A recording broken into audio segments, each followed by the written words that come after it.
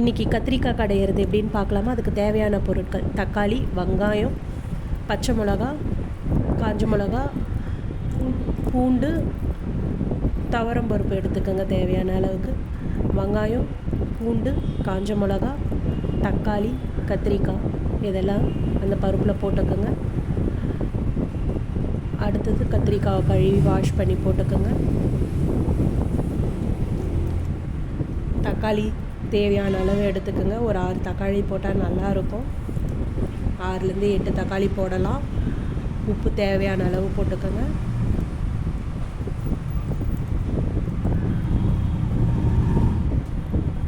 மஞ்சள் தூள் போடுங்க. மிளகாய் தூள் ஒரு 1/2 ஸ்பூன் போடுங்க, இல்லை 1 ஸ்பூன் போடுங்க. உங்களுக்கு காரத்துக்கு ஏற்ற மாதிரி போட்டுக்கலாம். தண்ணி தேவையான அளவு ஊற்றிக்கோங்க. உங்களுக்கு குழம்பு திக்னஸ்க்கு ஏற்ற மாதிரி தண்ணி ஊற்றிக்கலாம். குக்கர்லேருந்து ஒரு 5 விசிலில் வைங்க. குக்கரை க்ளோஸ் பண்ணிவிட்டு ஒரு 5 விசில் வச்சுக்கோங்க.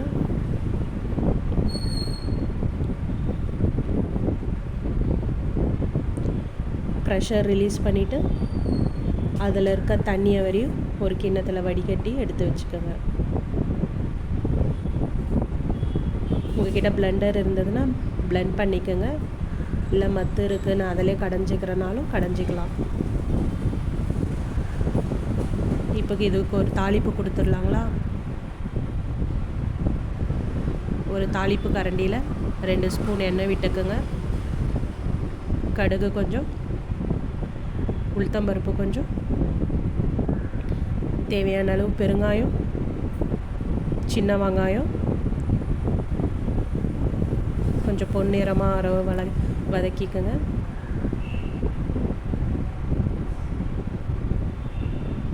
கருவேப்பிலை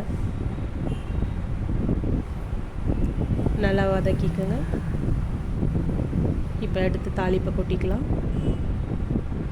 கொஞ்சம் கொத்தமல்லியை வாஷ் பண்ணிட்டு போட்டுக்கோங்க.